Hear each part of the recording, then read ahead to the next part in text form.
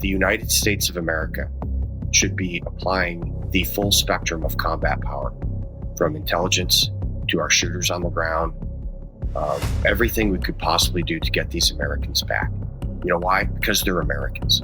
We knew the name of every single hostage that was held by Iran for 444 days. One of them is Kevin Hermaning, and he's a friend of mine. We knew all their names. The Biden administration is not being truthful again, and they're playing politics with American lives again, and that is shameful. You've got 22.5% of the population of Colorado is Hispanic. And we've heard it from time and time again. Hispanic voters are the most upset about these indictments because what they will tell you is this is the kind of corrupt campaign tactics that they see from the authoritarian Marxist dictators they left, like the Castros, Maduro, Ortega, etc. They don't like this kind of stuff that's going on because this is what they do in these third world banana republics. They put their political opponents in jail. All right, folks, it is Thursday. I love to say it's Friday Eve. You're on the Sean Spicer Show, and we're on a glide path to Christmas. Not just the weekend. We got that coming your way. But there's a lot of issues that are percolating right now in what should normally be a quiet time for us to be getting ready for the holidays. No way. Luckily, we're here for you. So if you're wrapping presents or going out shopping, take us with you. We'll keep you up to date. Congressman Derrick Van Orden, Wisconsin Congressman, also former Navy SEAL, is going to join us in just a second to talk to us about what the military can do on the border, what the military could be doing to retrieve hostages in Gaza, and so much more, plus his take on the Trump trials and Section 702, that Foreign Surveillance Act that's in the National Defense Authorization Bill. Plus, Jim McLaughlin, the President Trump's pollster, will tell us what they think of the decision, how it'll affect his polling.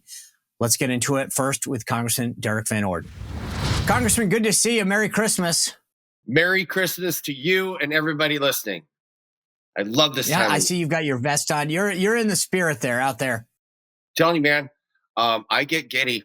I swear I turned into an 8-year-old. I went to Walmart with Sarah Jane, because I'm a dirty Walmart shopper yesterday. I probably said Merry Christmas, I don't know, 150 people. And a lot of them were like, well, Merry Christmas straight back to you. I was, dude, they have these press gaggles. The reporters follow you around everywhere in the house. Oh, yeah. And I got them all together. I was, looking real serious, like I'm going to make some profound political statement about some very important legislation. They all gather in. And I go, I just want to tell you guys all Merry Christmas. I know we don't get along all the time. I get it, but it's just Merry Christmas. I want you to have a great Christmas. And like the veneer came off, because they're all real serious reporters and whatnot. And they all just smiled, man. Merry Christmas, Derrick. Oh, I thought half of them would be offended. No. You know what? We do have an adversarial relationship. The Republican Party has an adversarial relationship with most of the media. And I think everybody should have. Everyone in a position of political power, Democrat and Republican, should have an adversarial relationship with the media because they need to be making sure that they're holding people accountable. And unfortunately, it works, but they don't for Democrats. But the difference is that they're part. I would argue that in a perfect world where they're doing their job, that's true, but they don't hold the left accountable. And that's the problem, is that they look at you as, so they don't understand their role. They think that they are advocates for a party and a cause. And that's the difference. But I want to, now that we've gotten our Christmas pleasantries, it was amazing to me. And it wasn't. It was not a shock at all. The Colorado decision comes down 4-3. And already you're seeing California make moves. Right. Other states talk about it, saying, and this is what we had probably guessed, a lot of us, that this was the way to do it. So what was your reaction to how this thing played out in Colorado to remove Trump from the ballot? Shocked and disgusted. What they are citing is Section 3 of the 14th Amendment, saying that if someone has participated in an insurrection or rebellion, if they have previously taken an oath of office, they are no longer eligible for an office. And so I want people to understand what this means. President Trump has not been charged, tried, or convicted of any of the crimes that are listed in Section 3 of the 14th Amendment.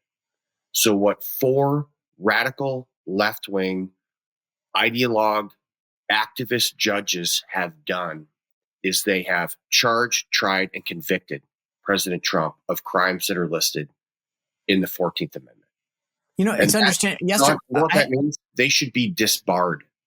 Yeah. They should be thrown out on their cans because we still have due process in this country. Do we? What these 4 activist judges are trying to do is disenfranchise every American voter, and that should terrify everybody on the left or the right. It is unlawful, in my opinion, and shameful and disgusting. All right, if you're a longtime watcher of the show, you know about my friend Leo Grillo and all the great work that Delta Rescue does. He's the founder of it. DeltaRescue.org has got a ton of videos on it where it shows you why it is the largest no-kill sanctuary in the world. Notice I didn't say shelter. They're not there to place people, dogs and animals that have been abandoned. No, they're there to care for them for life. It's a no-kill sanctuary. And if you're an animal lover, you are going to love the work that Leo has done.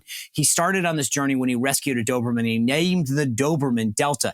Delta stands for dedication and everlasting love to animals. And that's what Leo Grillo has been all about.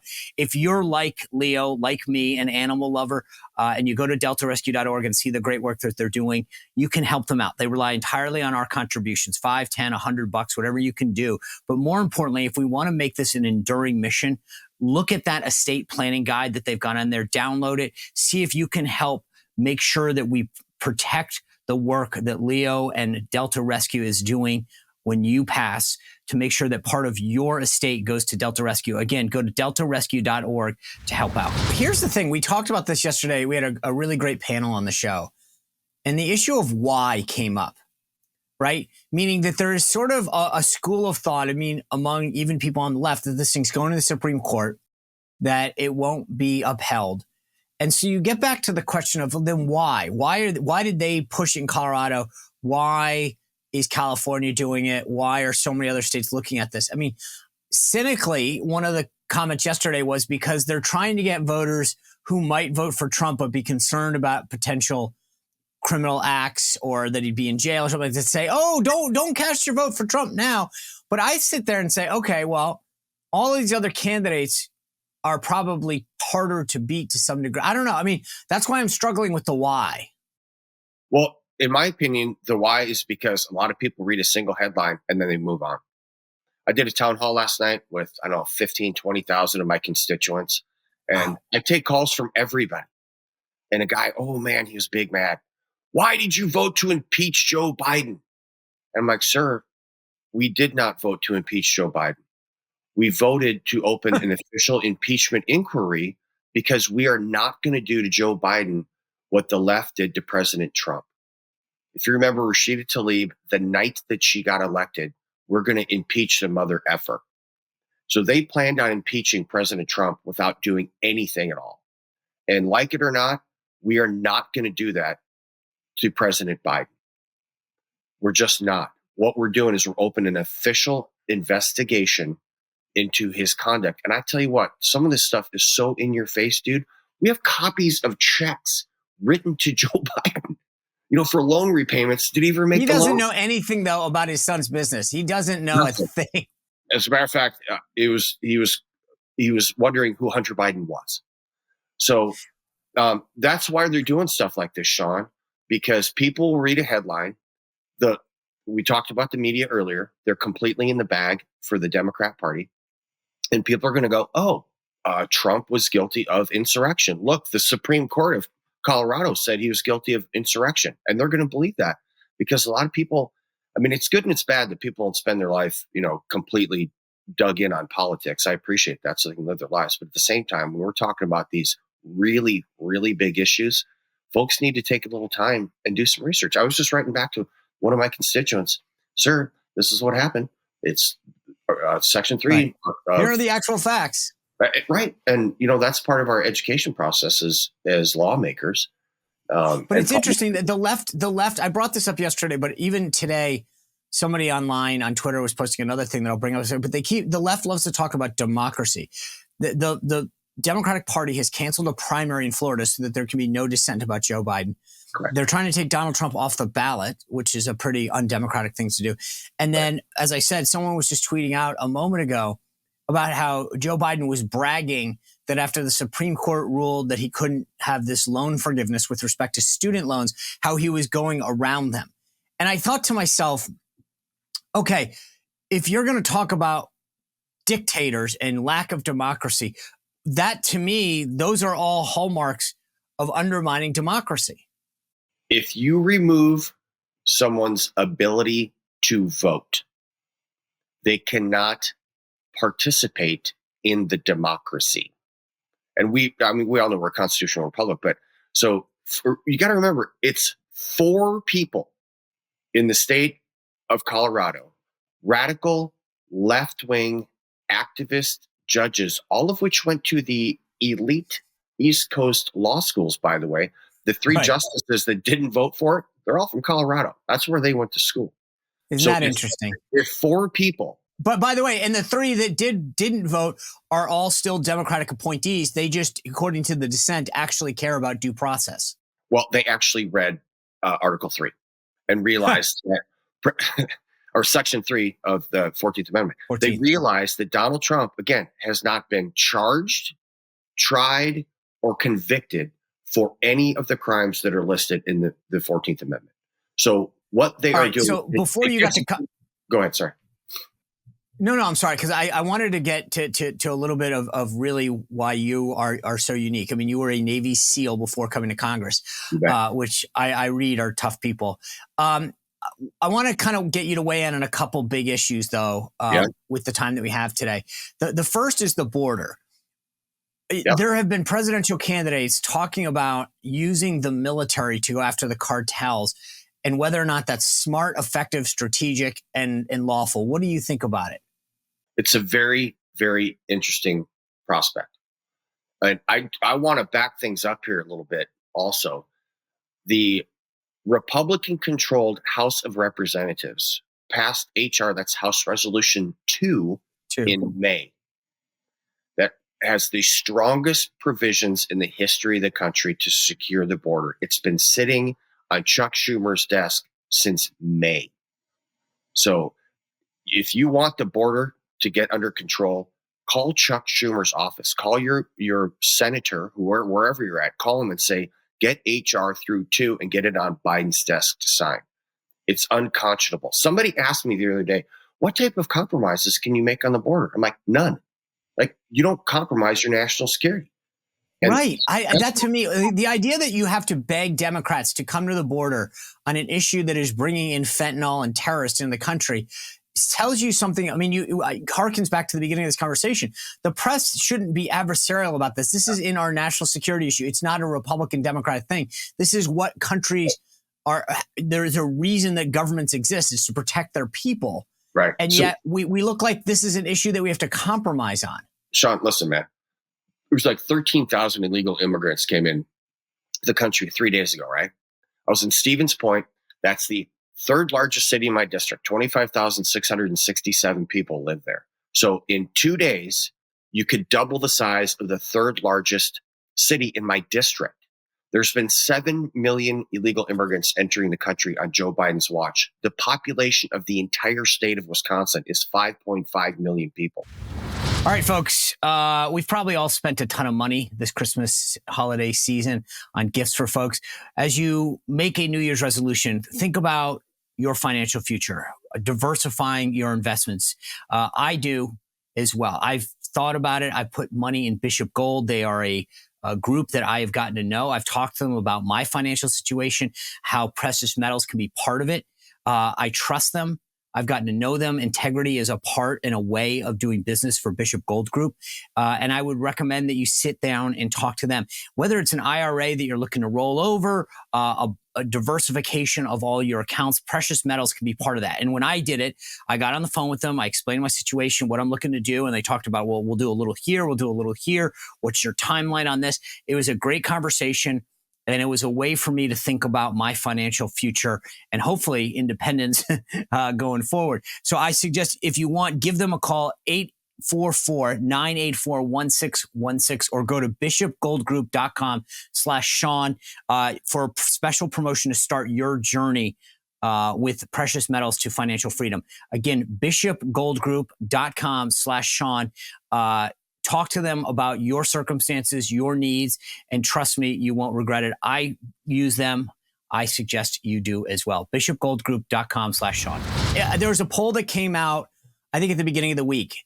And I put this out that do you realize 70-something% of people don't realize that number is in the millions, to your point, that they think they see this in bits and pieces. And once they realize how many millions of people, and to your point, it's bigger than your entire state. It's bigger than, I think it's like 25 states, right? I mean, that people, when you realize how many people are entered illegally, that it's bigger than most states. Right. I don't think people have comprehended how these numbers, 12,000, 15,000 a day, add up. Right.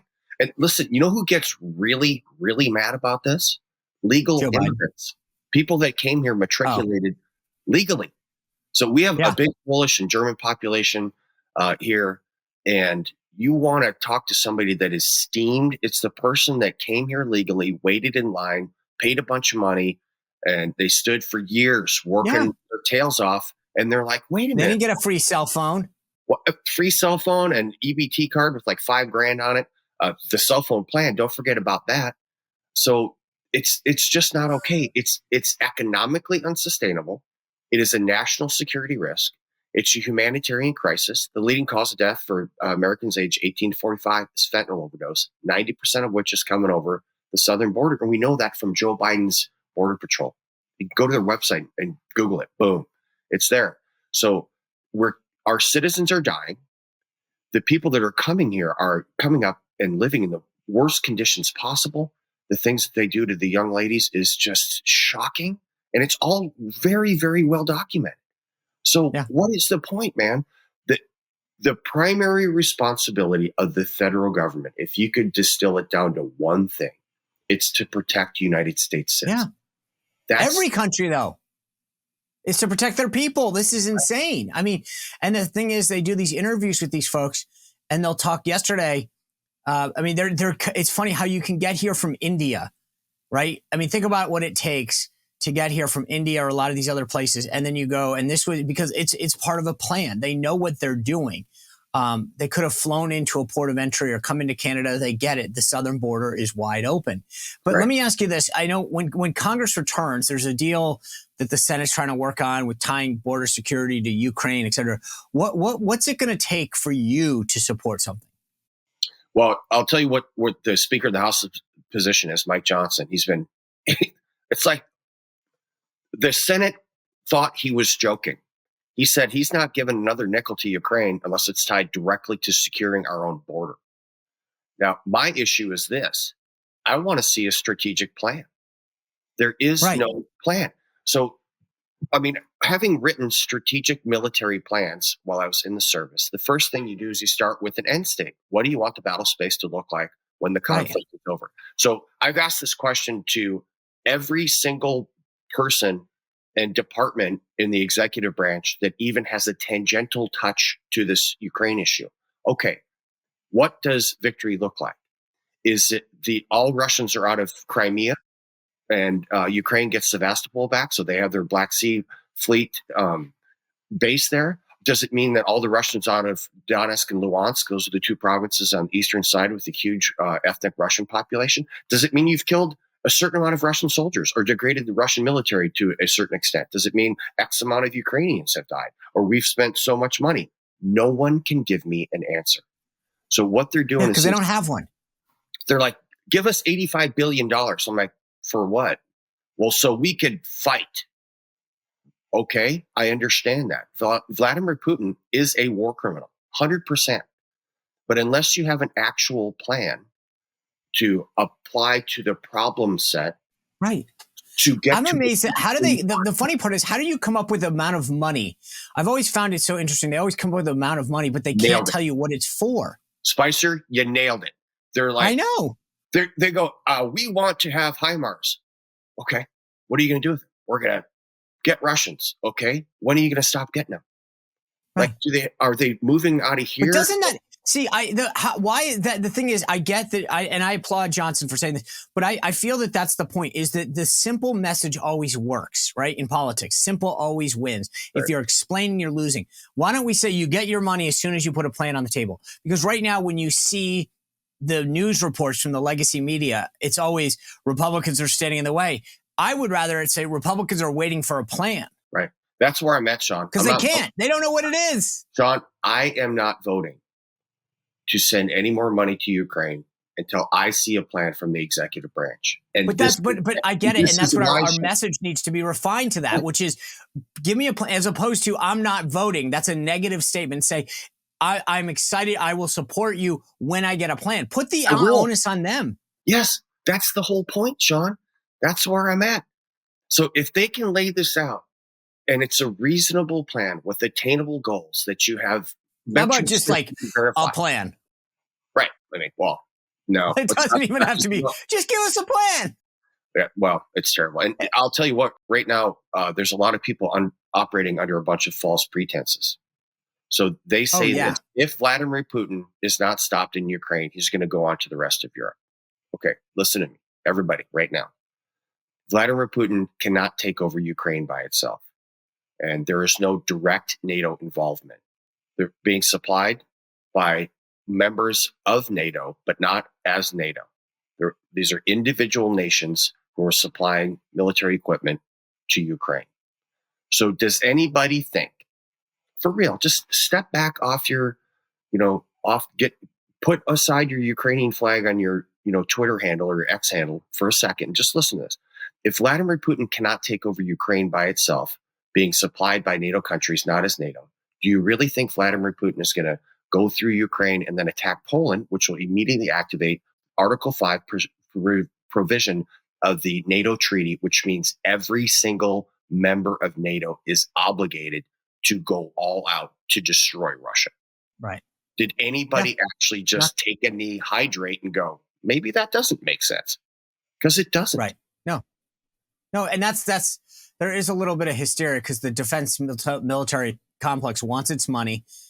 They want to spend this thing. I mean, I get it. This is like, anyway, let me move on. Because again, I want to tap on two more subjects real quick. And we've only got so much time. When we move over to what's going on in Israel, as a SEAL, there's two things that I want you to weigh in on. Sure. Number one, there's talk about these 8 remaining U.S. hostages that Hamas still controls. And then secondly, there's this big complaint from the far left that Israel isn't doing enough to spare innocent lives when they're going in and attacking areas in Palestine.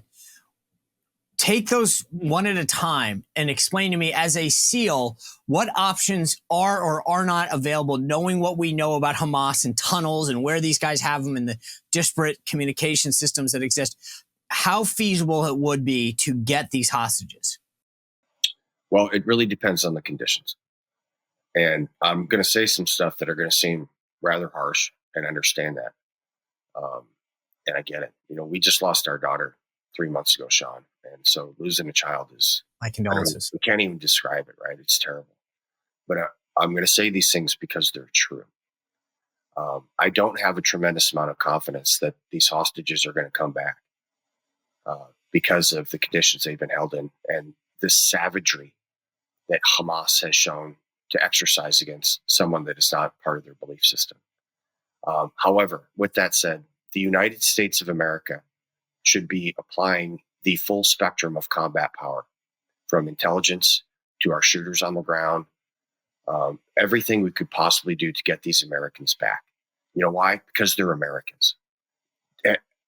Ask yourself this question, Sean. They say there's 8 hostages. What are their names? What is their gender? How old are they? Where are they from? You don't know the answer to any of these questions because I think the Biden administration, again, is not being truthful with the American public. I don't think so. If you know, is there a reason? Is there a reason that it might, for safety reasons? No. We knew the name of every single hostage that was held by Iran for 444 days. One of them is Kevin Hermaning, and he's a friend of mine. We knew all their names. And so the Biden administration is not being truthful again. And they're playing politics with American lives again. And that is shameful. All right, guys, let me ask you a question. Are you tired of testosterone boosting products that don't work? I get it. I don't blame you. That's why our sponsor, Nugenix Total T, has an idea for you. Why don't you try it before you buy it? What a great idea. If you text 231-231 and enter the word Spicer, you will get a complimentary bottle of Nugenix Total T. It's got Testofen in it, which will help you turn back the clock and become that old you, that younger you, the vibrant you that you remember that guy. Well, that's what it'll help you do. And if it works for you, great, keep going. If it doesn't, you lost nothing. You get a complimentary bottle by texting 231-231, entering keyword Spicer. You're going to get back that energy, that muscle, that drive, that passion that you used to have. And remember, this is the number one doctor recommended brand and the number one selling testosterone booster product at both GNC and at Walmart. They're on to something, right? People know what's happening here. But because you watch this show, you can get that complimentary bottle by texting 231-231. Enter code word SPICE. And if you do this right now, you get a complimentary bottle of Nugenix Total T, as well as the Nugenix Thermo X. Now, this is their newest and most powerful fat incinerator ever. It's got key ingredients to help get rid of that stubborn fat. And you know what I'm talking about. This is New Year's week. We've been eating a lot of stuff. You need to get to this, right? So if you do that, you get both of these right now. This complimentary bottle, text 231-231, enter keyword Spicer. Now, remember, texting enrolls you into recurring automated text messages. Consent not required to purchase. Message and data rates may apply. It is the number one doctor-recommended brand by primary care physicians based on an independent survey conducted by IQVIA 2022. So let me get back to the nut of the question. If you were still in the SEALs and you were given a mission of go rescue or do an assessment, based on what we know publicly, is it, hey, this is impossible. These guys are being held in tunnels. We don't know where. And if we go down there, Hamas has a history of doing X, Y, and Z. I mean, are there any actual realistic rescue type missions that could be put together? There are. Yeah. John, there are. And I do not know a single United States Navy SEAL Special Operations Forces guy, MARSOC Marine, or Green Beret or any of those cats. I don't know a single one of them that wouldn't go into a tunnel looking for an American citizen, even if there's an 80% chance they were going to die themselves. That's what's unique about our Special Operations Forces. And you know what? My gunfighting days are over. 54 now. I broke my back, all this blah, blah, blah stuff, right? But I can't think of a single United States Navy SEAL or one of our glorious Special Operations Forces, soldiers, sailors, airmen, Marines, that wouldn't go into that tunnel looking for an American.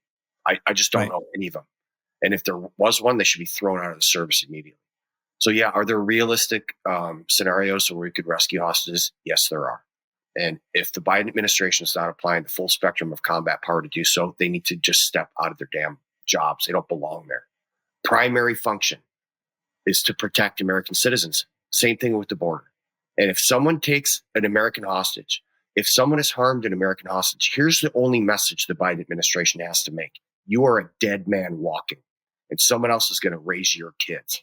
And if you have access to Americans and you're not helping, you just made the list too, Francis. So that's the message that has to be projected around the world by the Biden administration. None of this hemming and hawing or any of that garbage. You touch an American, you're dead. I don't care where you are or how long it takes. It took 10 years to kill Osama bin Laden. We'll find you and root you out, and you are done. That's the message. I agree. We should make it very clear. You touch an American, we got you. The last thing I want to ask you before we go is this. The National Defense Authorization Act was punted for 4 months, a 4-month extension. A lot of members, including yourself, had concerns with this, the Foreign Intelligence Surveillance Act, Section 702. What are your specific concerns with it, and do you think they're going to get resolved?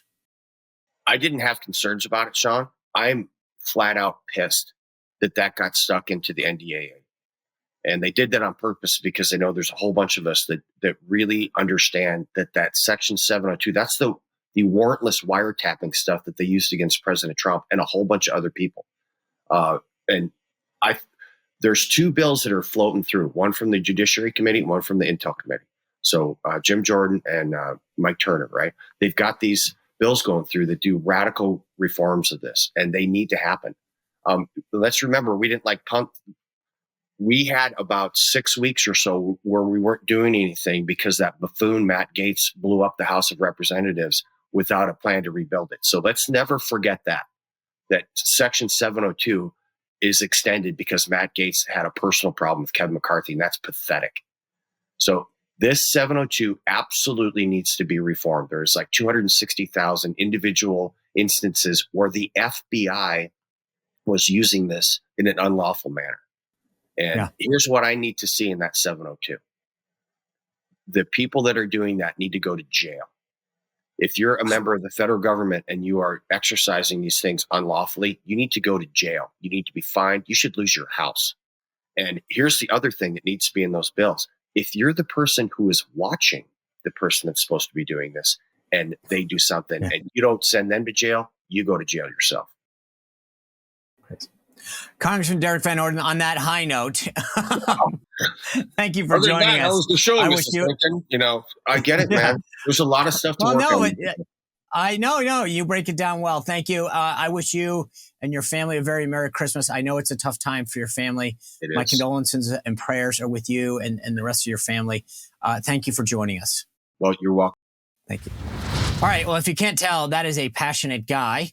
But I want to segue into Jim McLaughlin. He is one of President Trump's pollsters to give us a sense of where President Trump is after this Colorado case. Let's welcome in Jim. Jim, good to see you. Obviously, the big news is, what does this ruling mean to President Trump politically speaking in Colorado? I think it literally has taken that whole made-up issue with the Democrats about being a threat to democracy and a dictator. It's taken it away from them. When you have folks like Robert Kennedy, the Kennedy name defines what being a Democrat is, or at least it used to. And then you have liberal legal scholars like an Alan Dershowitz or Jonathan Turley saying how horrible this is. It goes to tell you that I think what you had happen here was a bunch of partisan, activist, unelected judges that literally took away people's right to vote for their preferred candidate. So I think just like we've seen with these other indictments, the American people are seeing through this, and I think it's going to backfire on the Democrats. So it's interesting. It's obviously been the case on these other 4 indictments that he's gotten politically stronger.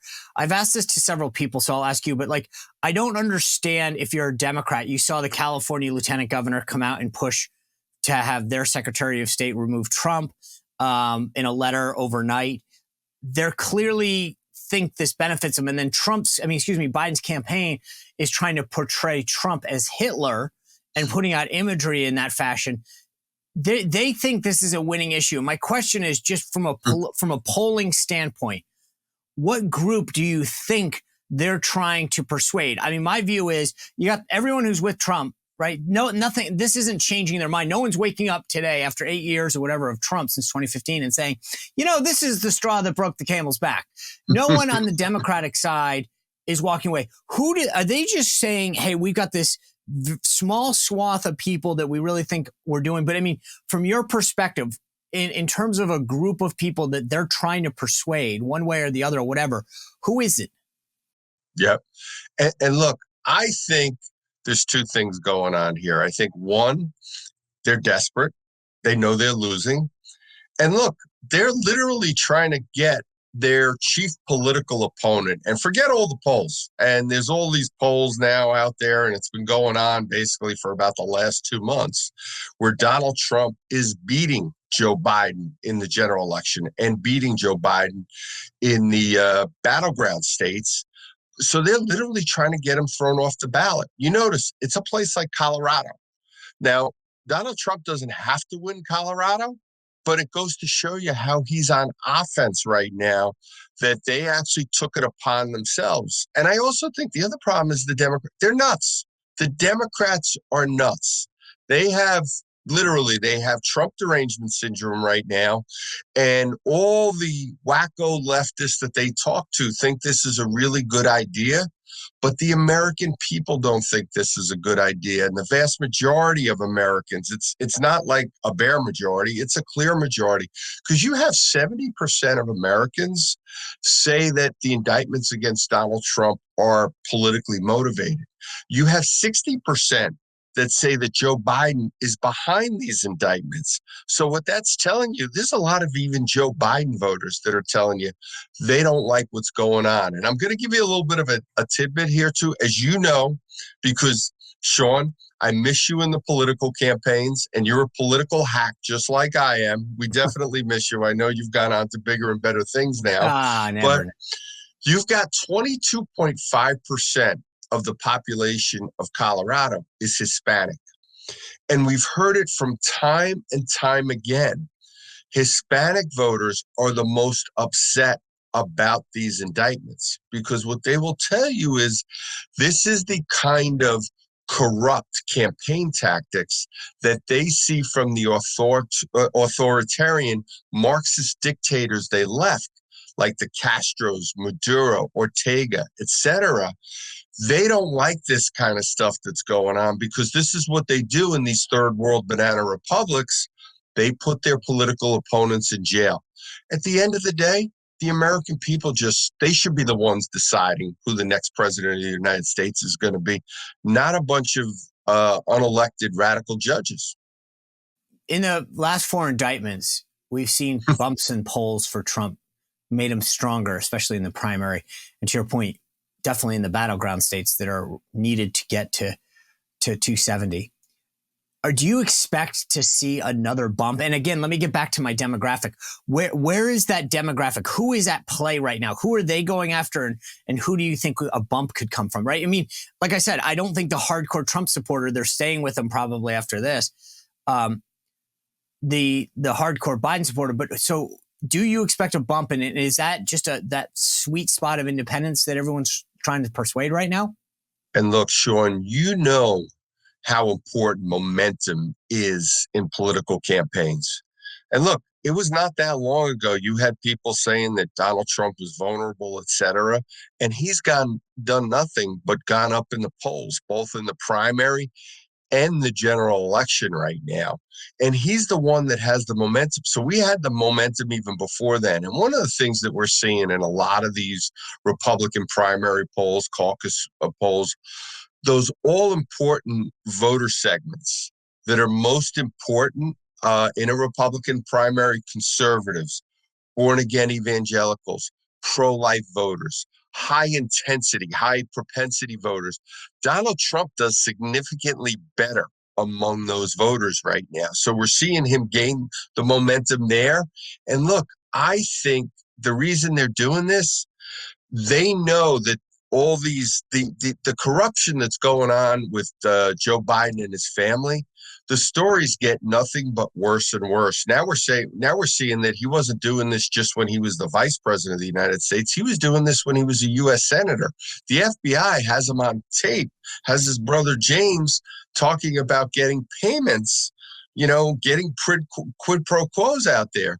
So I think they know all these corruption and all the scandals that the Biden family has been engulfed with.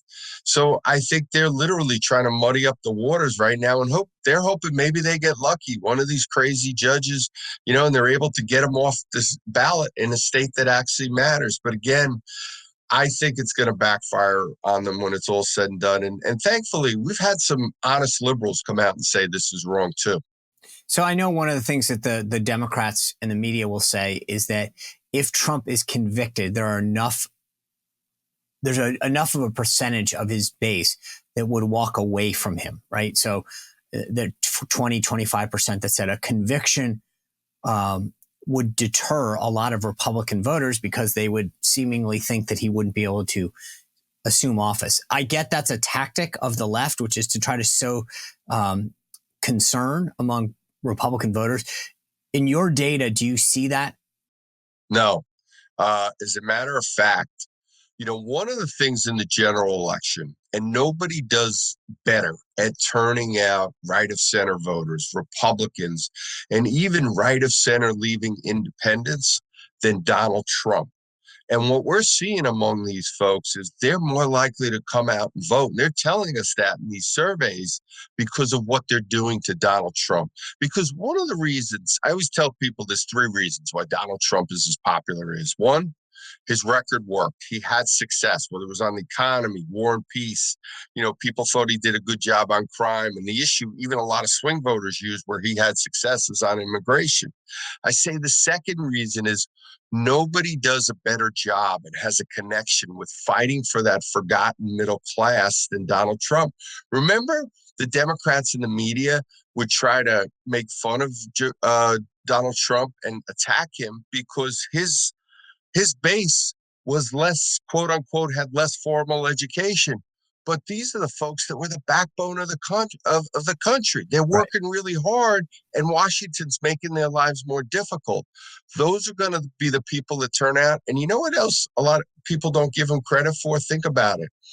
When he was on the ballot in 2016, we picked up seats in the House. When he's on the ballot in 2020, we picked up seats in the House again. Why? Because he's turning out our voters, and he's going to do it again. And the more they do this, the more they're firing up his base. Yeah. I want to ask you, Iowa to me is where everything comes down to. Donald Trump can basically end this race in the primary if he secures a big win in Iowa and then a big win in New Hampshire. Everybody who is a major candidate, Nikki Haley, Ron DeSantis, Chris Christie, has staked their claim into one of those 2 states. Here's my concern with Iowa that I just want you to respond to. Right now, they're saying that, let's say Trump's at 50-ish plus, and then you've got DeSantis and Haley, 19, 16, somewhere in there. So by the polls right now, the expectation is Donald Trump will win big, 30 points, whatever. I believe that there's an attempt to maybe minimize his win. If he only wins by 10, then it's, oh, look, he won, but it's not by what he thought he would. His support is, quote, soft. Yeah. What do you think about that tactic? Because I think he'll still win Iowa, right? But if he only wins by 10 points or 15, then the media and the left are going to say, see, he's vulnerable because he only won by 15. We've seen this not just in the media, but we've seen it from his opponents. We've heard about the Haley surge. Well, Nikki Haley, for the most part, in a lot of these polls, she's in the low teens, maybe middle digits. There's been a couple bad polls that have come out of New Hampshire. When I say why I'm calling them bad polls, they're oversampling independents. Like some of those samples. Who can vote, though? Yeah, they can vote, no question about it. But less than half of the sample in those surveys are Republicans. Okay, and the reason why that, you look at the exit polls from the past. Really, we've never had more than a third of the Republican primary voters in New Hampshire be independents, be unaffiliated voters. So they're not doing the quality control that needs to be done.